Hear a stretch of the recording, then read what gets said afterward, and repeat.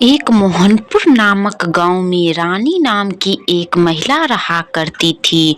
वह महिला खेती करके अपना जीवन यापन किया करती थी। तभी वो अपने खेत देखने के लिए वो जाती है तो उसका सारा फसल जल चुका था। यही कारण से ये बहुत उदास होकर अपने गांव में आ जाती है। उसे याद आने के बाद बहुत जोर से चक्कर आ जाता है और वो वहीं पे बेहोश होने लगती है। तभी वो लड़खड़ा के वहीं पे गिर जाती है और वहीं पे गिरकर पड़ी हुई रहती है। तभी इसकी बेटी कर बोलती है, माँ क्या हुआ माँ, उठो ना माँ, तुम्हें अचानक से क्या हो गई है माँ, माँ उठो ना जल्दी से। तभी इसकी माँ कुछ नहीं बोलती है, ये सीधे उसको लेकर खेत की तरफ चल पड़ती है। तभी वो देखती है तो हैरान रह जाती है क्योंकि ये तो हरे हरे थे। तभी ये देखकर ये सब बहुत घबरा जाते हैं कि ये सब कैसे हुआ। उसी गांव के पास में एक नागिन रहा करती थी। ये नागिन बहुत खतरनाक थी। एक दिन नागिन प्रकट हो जाती है और नागिन अपनी नाग को ढूंढने लगती है। इसकी नाग बहुत बड़ा धोखा करके यहाँ से भाग गया था। तभी ये नागिन एक खूंखार होने के कारण ये इधर उधर अपनी नाग की तलाश में ढूंढते रहती थी और बोलती थी, अगर मेरी नाग आ जाएगा अपने मन से तो मैं उसे छोड़ दूंगी, और वो नहीं आएगा तो बाद में आएगा तो मैं उसे बहुत मारूंगी। वो तो बहुत होशियार बन रहा था क्या, लेकिन मेरे साथ तुम बहुत धोखा किया हो नाग, बहुत होशियार बना है तू, अब तुझे तो मैं छोड़ूंगी नहीं। तभी उस नागिन की एक सहेली भी आ जाती है। ये एक काली नागिन थी। तभी बोलती है, बहन लगता है कि नाग जी कहीं चल गए हैं तुमसे लड़ाई करके। अब तुम क्या करोगी, लेकिन मैं तो उसे कभी छोड़ूंगी नहीं अगर आ जाएगा तो। लेकिन आपके साथ बहन बहुत धोखा किया है वो नाग। अब तुम देखो मैं क्या करती हूँ।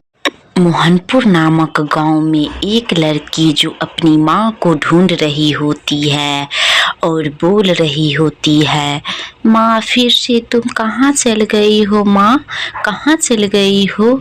तभी उसके पीछे ये बुढ़िया एक बुढ़िया का भेष बनाई। ये एक चुड़ैल थी। तभी ये बुढ़िया बोलती है, बेटा इधर देखो बेटा मैं कौन हूँ। तभी ये बुढ़िया बोलते बोलते इसी के शरीर में प्रवेश कर जाती है और जंगल की तरफ आ जाती है और अपनी रूप में आ जाती है जो एक चुड़ैल होती है। ये लड़की के शरीर में प्रवेश कर जाती है और जंगल में आकर अपनी भेष बदल कर ये फिर से एक हाथ में चाकू लेकर लोगों को ढूंढने लगती है मारने के लिए। तभी ऐसे ऐसे करते करते गांव में भी ये आ जाती है फिर से।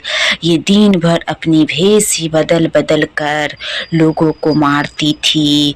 तभी एक गांव से दूसरे गांव में भी आ जाती है और ढूंढने लगती है ताकि कोई एक बच्चा भी मिल जाएगा तो उसे ये मार डालेगी।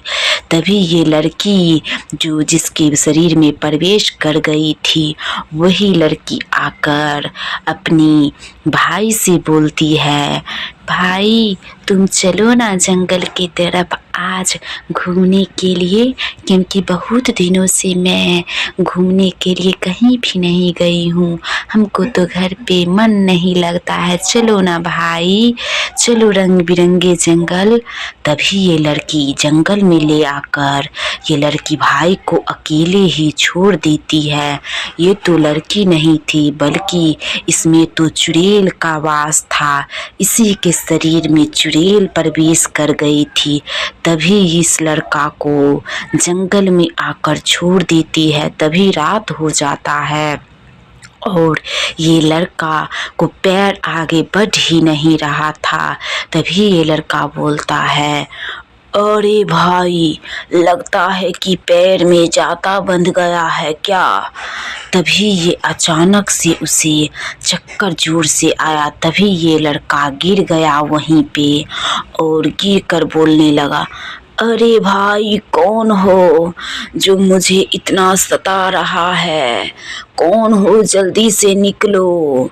कहाँ गई हो बहन?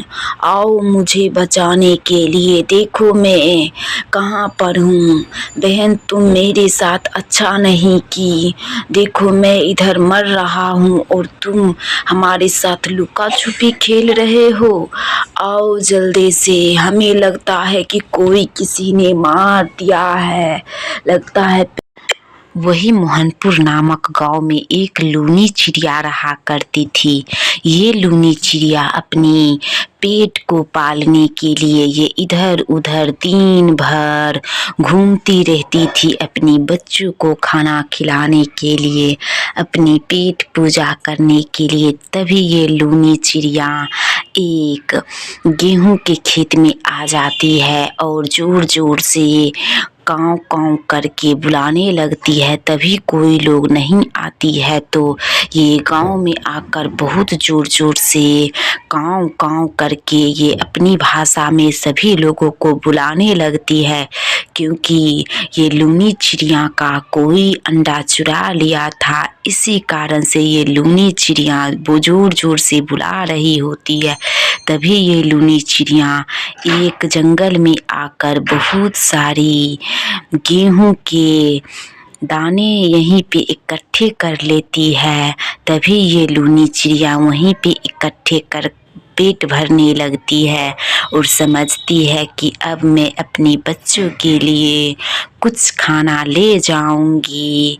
यहाँ पर तो जो भी हमको मिलेगा वो मैं ले जाऊंगी अपने बच्चों के लिए। तो दोस्तों, जल्दी से इस वीडियो को लाइक करो ताकि हमारी बच्चों को खाना मिल सके। तभी ये चुड़ैल का भूत फिर से आ जाती है गांव में, क्योंकि लोगों को पता था कि ये लड़की मर चुकी है और ये लड़की का भेष बनाकर चुड़ैल आती थी गांव में ताकि ये लड़की को सभी लोग तो पहचानती ही है ताकि हम इसे मार सके। तभी ये लड़की को देखकर सभी लोग अपनी अपने घर में चल जाती है। तभी एक औरत जो पीछे खड़ी होकर सब कुछ देख लेती है ये लड़की को, तब वो वहीं पे बेहोश हो जाती है।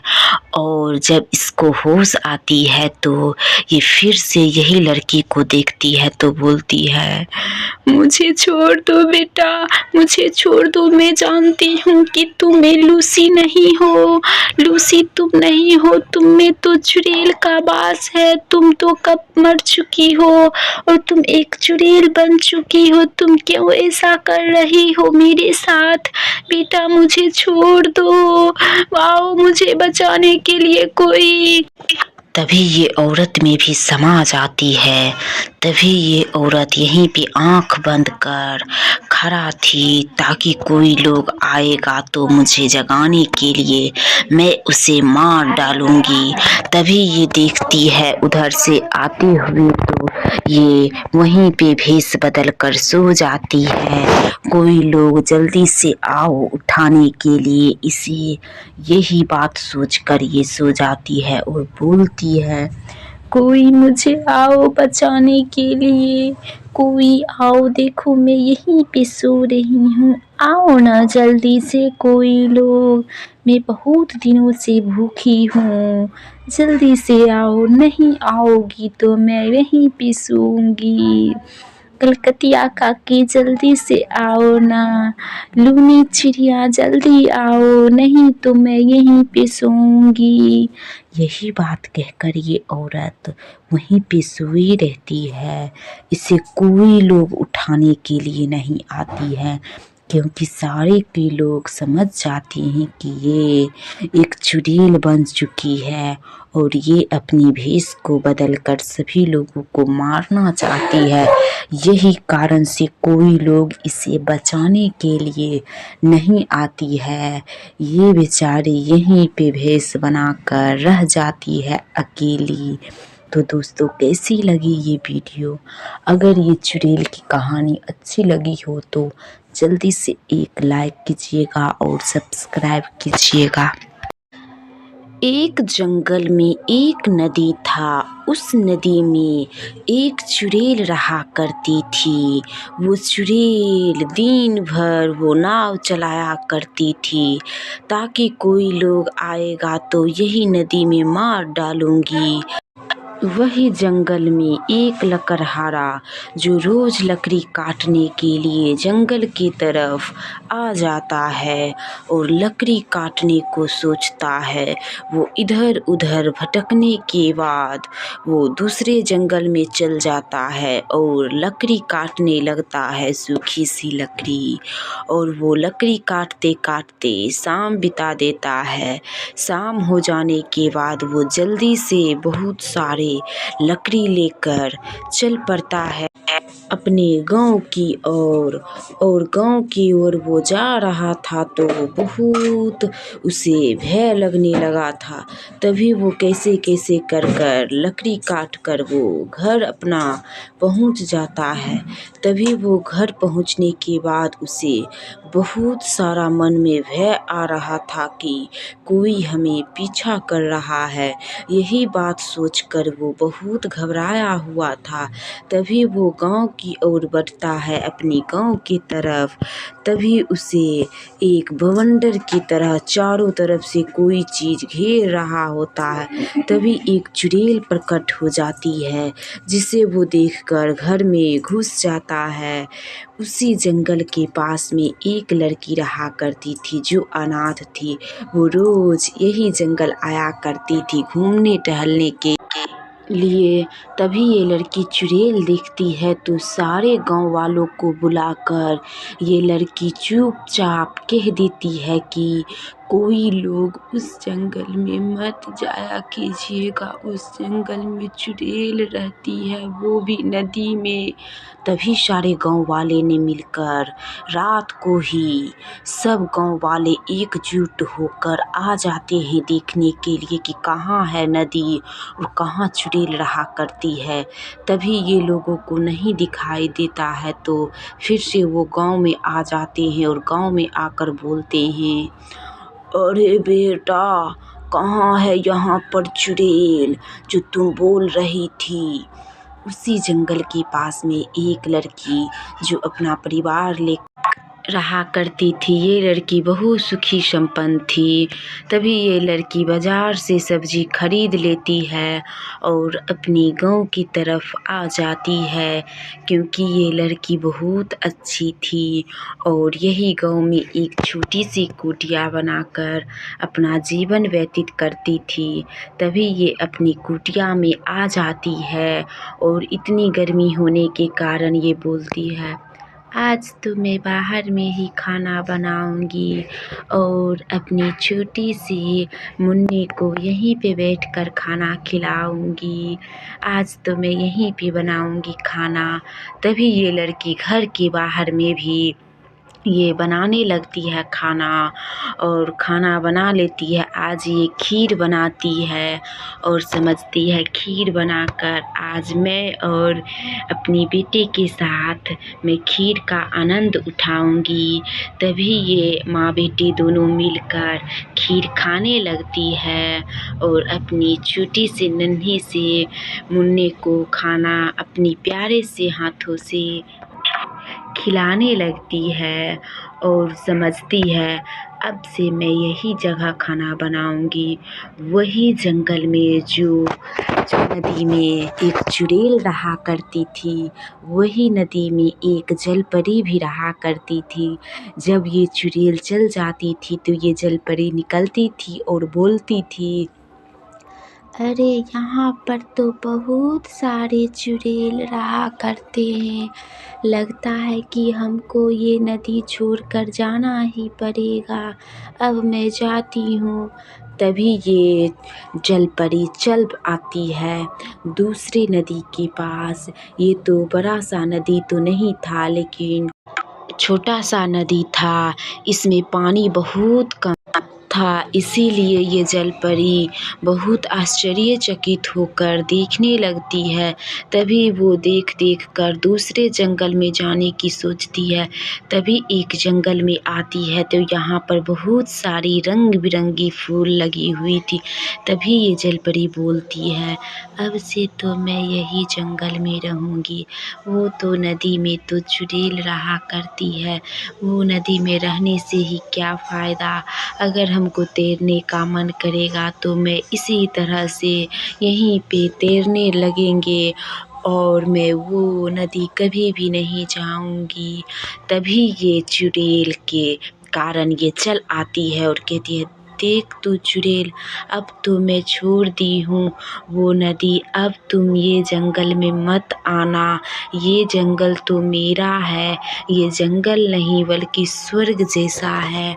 अब तो मैं बहुत खुश हूँ ये स्वर्ग सी जगह में आकर।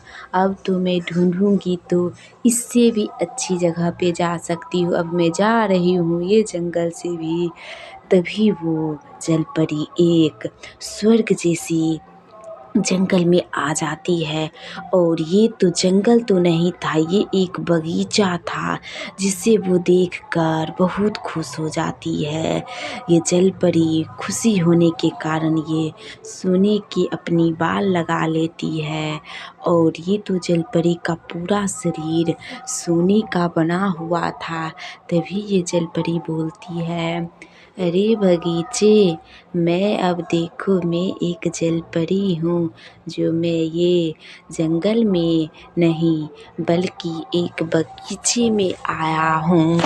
अगर तुम लोग हमको देखकर खुशी हो तो इसी तरह से फूल लगा रहना। और मैं जब तैरने का मन करेगा मेरा मन, तो मैं यही जगह तैरूँगी।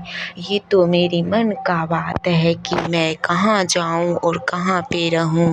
लेकिन तुम लोग बहुत हमारे कामयाब हो, जो मेरे आने के बाद तुम लोग इतने सारे फूल खिले हुए हो।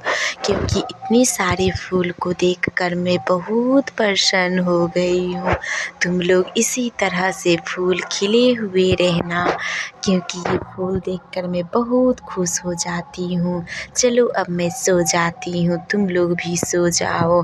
तभी ये जलपरी सभी लोगों को गुड नाइट कहकर सो जाती है। वही फूल के पास इतने इसमें फूल में सुगंधित आ रहे थे कि ये जलपरी भयभीत हो जाती है और सभी लोगों को वरदान दे देती है कि जाओ तुम लोग सदा के लिए इसी तरह से खिले हुए रहना और तुम लोग कभी भी नहीं मुरझाओगी, ये मेरा वरदान है। तभी ये जलपरी सभी बाग बगीचों को वरदान देकर चल जाती है ऊपर। उसी गांव में एक औरत रहा करती थी। ये औरत बहुत पूजा पाठ करने वाली थी, इसीलिए वो एक थाली में पूजा की सारी सामग्री सजा लेती है और निकल पड़ती है पूजा करने के लिए। और इसे देखकर सारे गांव वाले लोग बहुत जलते थे, क्योंकि ये औरत दिन भर पूजा पाठ ही किया करती थी। इसके अलावा ये कुछ भी नहीं करती थी। यही कारण से सारे गांव वालों इसे बहुत देखकर जलते थे, ईर्ष्या करते थे, जिसके कारण ये बेचारी अकेली ही रहा करती थी और पूजा पाठ किया करती थी। इसी तरह वो एक थाली में पूजा की सारी सामग्री लेकर चल पड़ती है वो पूजा करने के लिए मंदिर की तरफ। तभी उसको कोई भी मंदिर नहीं दिखाई देती है, तो वो औरत बोलती है, आज तो मैं यहीं पे बैठकर पूजा कर लेती हूँ। तभी ये औरत वही सड़क के किनारे बैठकर अगरबत्ती वहीं पे दिखाने लगती है भगवान को। वहीं पे बैठकर प्रार्थना करती है, हे भगवान, आज तो मैं बहुत दुखी हूँ, आप हमें दया कीजिए भगवान। आज तो कोई मंदिर भी नहीं गई हूँ, हे भगवान आप हम पे कृपा कीजिए। तभी वो देखती है तो वही जंगल के तरफ एक चुड़ैल जो हाथ में एक चाकू लेकर जा रही होती है। तभी ये औरत फ़ौरन ही अपने गांव में चल जाती है और अपने घर में घुस जाती है। ये चुड़ैल को देखकर ये चुड़ैल उसे नहीं देखती है, इसीलिए ये चुड़ैल भी अपने खंडहर में आ जाती है और इधर उधर भटकने लगती है कि कोई लोग भी इस जंगल से गुजरेगा तो मैं उसे मार डालूंगी। यही बात ये सोचती रहती थी दिन भर और रात भर। यही कारण से वो गांव में भी भटकती थी ताकि कोई लोग हमें मिल सके। एक जंगल था, उस जंगल में एक मोटू को 3 सिर कटी चुड़ैल उसे मारने के लिए इधर उधर दौड़ने लगती है। तभी ये मोटू जोर जोर से भागने लगता है और कहता है, अरे भाई कोई मुझे बचा लो, कोई मुझे इस चुड़ैल से बचा लो, नहीं तो ये चुड़ैल हमको मार ही देगी। अरे भाई कौन हो, पतलू जल्दी से आओ और इस 3 सिर कटी चुड़ैल से बचाओ, पतलू आओ जल्दी। तभी ये 3 सिर कटी चुड़ैल आ पहुंचती है। तभी ये मोटू उसे एक ढूसा देते हैं और बहुत खुश हो जाते हैं ताकि ये चुड़ैल भाग गई। उसी जंगल में ये बेचारी जिसे गांव वालों ने मिलकर बाहर निकाल दिया था उस गांव से, तभी ये बेचारी जंगल में एक छोटी सी कुटिया बनाई थी जिसमें वो सभी परिवार अपना जीवन यापन किया करती थी। इस लड़की को सारी सब्जी ख़त्म हो जाती है। तभी ये लड़की एक छोटी सी थैला को लेकर बाज़ार की तरफ निकल पड़ती है। तभी ये लड़की निकलने के बाद वो जंगल में भटक जाती है। तभी इसको अचानक एक छोटी सी कुटिया दिखाई देती है। तभी उसी कुटिया के बगल में एक पेड़ था, उसी पेड़ से कुछ सब्जी तोड़ कर ले आती है और अपने घर के ही आंगन में बैठकर वो खाना पकाने लगती है। ये लड़की मुस्लिम लड़की थी जिसे सारे गांव वालों ने मिलकर बाहर निकाल दिया था। तभी ये लड़की अपनी छोटी से नन्हे से मुन्ना को बैठकर खाना खिलाने लगती है, क्योंकि यही दोनों माँ बेटे तो इस जंगल में अकेले ही रहा करती थी। उसी गांव के पास में ये अनाथ लड़की भी रहा करती थी। ये अनाथ लड़की भी जंगल में घर बनाई थी। तभी ये लड़की निकल पड़ती है खेलने के लिए जंगल की तरफ। तभी ये लड़की ज़ोर ज़ोर से आने लगती है। तभी ये जंगल भटक जाती है तो फिर से वो वापस जाने लगती है दूसरे जंगल की तरफ। ये लड़की तब पहुंच जाती है उस जंगल में जिस जंगल में चारों तरफ हरे हरे पेड़ पौधे थे। तभी ये लड़की बहुत ज़ोर ज़ोर से दौड़ने लगती है और दौड़ते दौड़ते खेलते खेलते एक पुराना सा कुटिया में पहुंच जाती है। ये लड़की पुराना सा कुटिया को देखकर बहुत रोने लगती है और बहुत रोकर बोलने लगती है, हे भगवान अब मैं कहाँ जाऊँ, यहाँ पर तो एक लड्डू गिरा हुआ है, मैं क्यों ना इस लड्डू को खा लूँ। तभी ये छोटी सी बच्ची वहीं पे लड्डू गिरा हुआ था वो उठाकर खा लेती है। इस लड़की को क्या पता था कि ये घर एक राक्षस का है। ये लड़की देखकर तो डरी हुई थी, लेकिन ये बेचारी अकेली क्या ही करती।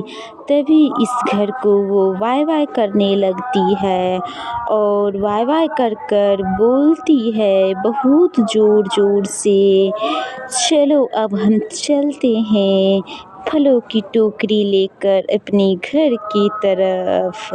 तभी वो वाय वाय कर जा ही रही होती है, तभी ये लड़की बहुत ज़ोर से गिर जाती है और सभी फल पीछे ही गिर जाता है।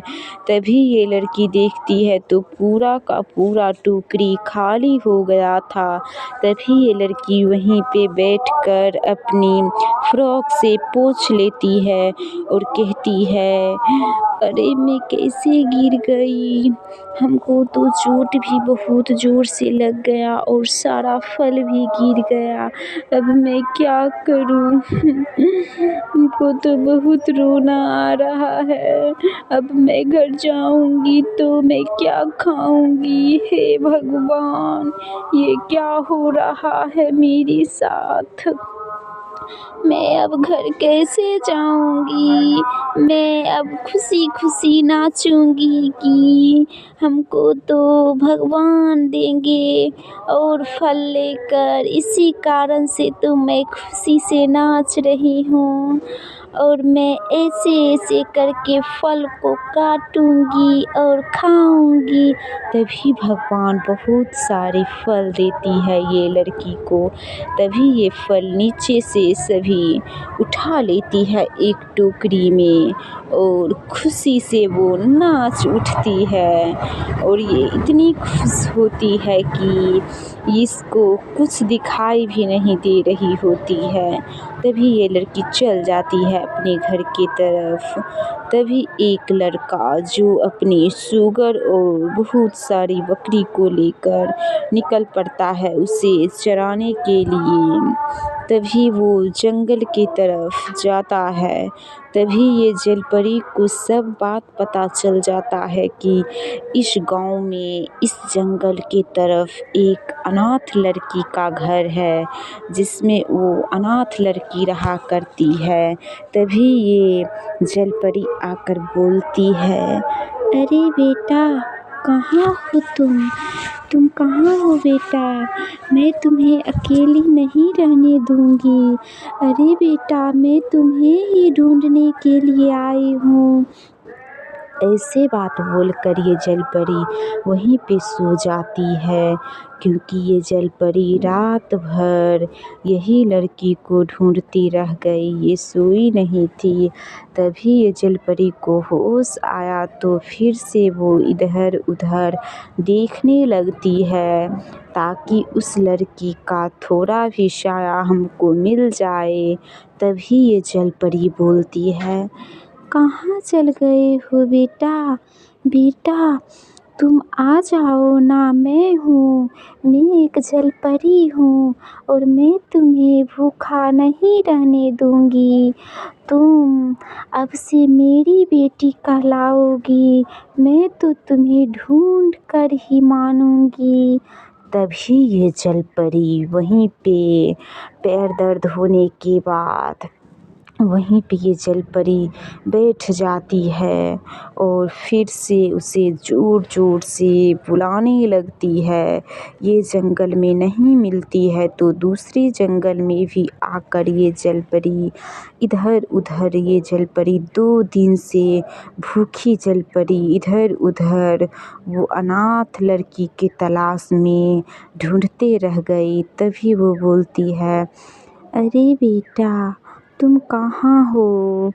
आओ ना प्लीज़ निकल कर, देखो मैं कौन हूँ। तुम देखोगी तो बहुत खुश हो जाओगी। मैं एक जल परी हूँ और तुमको तो मैं बहुत सारी मिठाइयाँ, बहुत सारी कपड़े, रंग बिरंगी जगह में घुमाऊँगी। एक बार तो निकलो और देखो मैं कौन हूँ। मैं तुम्हें नहीं मारूँगी क्योंकि मैं एक जल परी हूँ और मैं किसी को भी नहीं मारती हूँ। तुम एक बार बाहर तो निकल कर देखो मैं कौन आया हूँ जो तुम्हारे लिए बहुत सारी गिफ्ट लाया हूँ।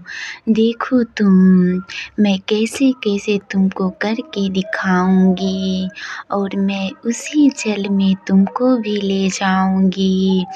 अगर तुम तैरना नहीं जानती होगी तो मैं तुम्हें तैरना भी सिखाऊंगी। तुम खुद को अकेला मत महसूस करो क्योंकि मैं तुम्हारे साथ हूँ। उस दिन मैं तुमको देख लिया तो मैं तब से तुम्हारे लिए बहुत बेताब हूँ कि तुम कब आओगी। इसीलिए तो मैं 2-3 दिन से खाना भी नहीं खाई हूँ। तभी ये वहीं पे सो जाती है ये जलपरी और इधर उधर देखकर आखिर में ये जलपरी चल ही जाती है। ये लड़की डर से बाहर नहीं निकलती है। ये लड़की समझती है कि कौन है, हम तो इसको नहीं पहचानते हैं। अगर हमको ये मार डालेगी तो ये लड़की कभी किसी पे विश्वास नहीं करती है। तो दोस्तों, कैसी लगी ये कहानी आप लोग? अगर आप सभी को ये वीडियो पसंद आई हो तो जल्दी से इस वीडियो को एक सब्सक्राइब कीजिए और एक लाइक। एक जंगल में एक चुड़ैल जो एक पेड़ में एक झूला लगा लेती है और आराम से झूलती है। अगर वीडियो पसंद आए हो तो एक सब्सक्राइब कीजिएगा। पूस की रात इतनी ठंडी थी कि इसके हवा के झोंके सीधे शरीर में सुइयों की तरह चुभ रही थी। पूरे रामपुर गांव के कोहरे ने अपनी सफ़ेद चादर में इस तरह से सिमट लिया था कि 5 हाथ की दूरी पर भी आदमी भी साये के समान दिखाई दे रहा था। इसी तरह इसके सारी गलियां सूने पड़ गए थे और सभी दरवाज़ा बंद हो चुकी थी। बस गांव के पुराने वाले पीपल के चबूतरे पर अलाव की आग धह धह कर रही थी, जो इस सन्नाटे में जीवन का पहला संकेत थी। आग की लपटें हवा के साथ नाचती तो पीपल की जटाओं की परछाई जमीन पर इस तरह डरावनी हुई रेंगती दिखाई देती कि रमेश, मोहन, सोहन, उमेश बहुत डर जाते थे। इसी तरह एक दिन की बात है, ये चारों बैठ के यही पीपल के चबूतरे के नीचे चारों आग सेक रहे थे कि आज रात की खामोशी ने इसे भी सहरा दिया था। उनकी सांसें भारी थी और हर लोग अपनी अपनी विचारों में खोया हुआ था। तब भाई मोहन, इतनी ठंड तो जीवन में पहली बार देख रहा हूँ। तभी उसी गांव में एक बुढ़े जो 70 साल के थे, उसके हाथ में एक लाठी और खटखटाने की आहट बहुत जोर जोर से हो रही थी। तभी सभी लोग चारों देखते ही रह जाते हैं। ये चारों उसे देखते हैं तो देखते ही रह जाते हैं। तभी ये बुढ़े भी आकर वहीं पे बैठ जाता है और ये चारों मिलकर एक साथ हिम्मत कर पूछते हैं, बाबा, आप कहाँ से आए हो? बाबा, आप कौन हो? तभी बुढ़ा बोलता है, बेटा, मैं रास्ता भटक गया हूँ बेटा, तुम लोग कौन हो और इतनी रात को क्या कर रहे हो यहाँ पे?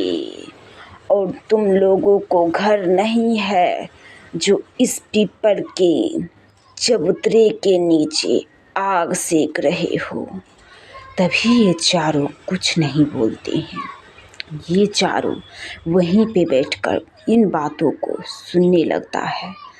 तभी एक लड़का जो गांव से शहर पढ़ाई करने की ख्याल से आ रहा होता है, तभी उसको आते आते रात हो जाती है। ये पूस की रात इतनी काली थी कि जाने को उस रास्ते से तो ये इस रास्ते पे आ जाता है। यही कारण से ये रास्ता भटक जाता है और हाथ में इसके एक थैले थे और एक हाथ में लालटेन। तभी ये लड़का आ ही रहा होता है, तभी उसे अचानक किसी खटखटाने की आवाज़ सुनाई देता है। तभी वो ठहर के इधर उधर देख लेता है। कुछ नहीं होने के कारण ये फिर से चल पड़ता है। तभी वो देखता है तो एक पेड़ पर जो उल्लू उसे घूरे ही जा रहा था। ये इतना तेज़ी से घूरे जा रहा था कि इसको तो डर से पैर भी आगे नहीं बढ़ रहा था। कैसे भी करके ये लड़का हिम्मत जुटाने के बाद चलने लगता है। तभी वो देखता है तो एक कुटिया जो अंधेरी पड़ी हुई थी और ये कुटिया जंगल में था। तभी ये देखकर बहुत डर जाता है, लेकिन बेचारा क्या ही करता। वो जब एक लालटेन देखता है तो बाहर में अंदर चल जाता है देखकर। तभी वो देखता है एक जो चुड़ैल जो बाल खोलकर वहीं पे बैठी रो रही होती है। तभी ये लड़का जब देखता है तो देखते ही रह जाता है। इसे तो देखकर बहुत भयावह हो जाता है, लेकिन ये क्या ही करता। तब उसे खड़ा होकर वहीं पे देखने लगता है और आश्चर्य करता है कि आखिर कौन है जो इस जंगल में है और सुनी सपट्टी एक कुटिया में और अकेली है। यही बात ये सोचकर दौड़ दौड़ कर भागने लगता है, अपना थैला और लालटेन वहीं छोड़कर। तभी वो याद आने के बाद फिर से वो कुटिया में आ जाता है। तभी वो कुटिया में आ ही रहा होता है कि उसे याद आता है कहीं फिर से वो चुड़ैल हमको मार ना डाले। कहीं वो तो चुड़ैल तो नहीं है, पता नहीं, लेकिन मैं तो नहीं देखा हूँ तो कैसे इल्ज़ाम लगा सकता हूँ।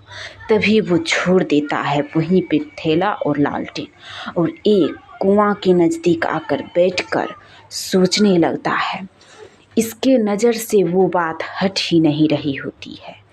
तभी ये लड़का देखता है तो वही चुड़ैल इस लड़के के पीछे में खड़े होकर बोलती है, तुम यहाँ पर आ गए हो, अब तो मैं तुम्हें छोड़ूंगी नहीं। तुम हमको देखकर वहाँ से भाग गया था ना, अब तुम देखो मैं तुम्हारे साथ क्या करती हूँ।